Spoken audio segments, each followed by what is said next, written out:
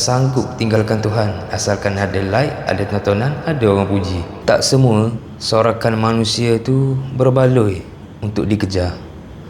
Kadang makin kuat kau cari tepukan dunia, makin jauh kau melangkah dari Dia yang menciptakan kau.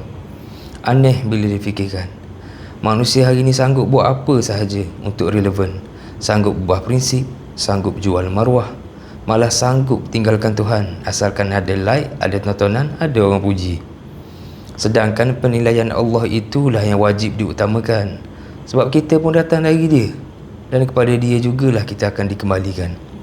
Cuba fikir, apa guna penghuni dunia bertepuk tangan kalau penghuni langit sedang murka?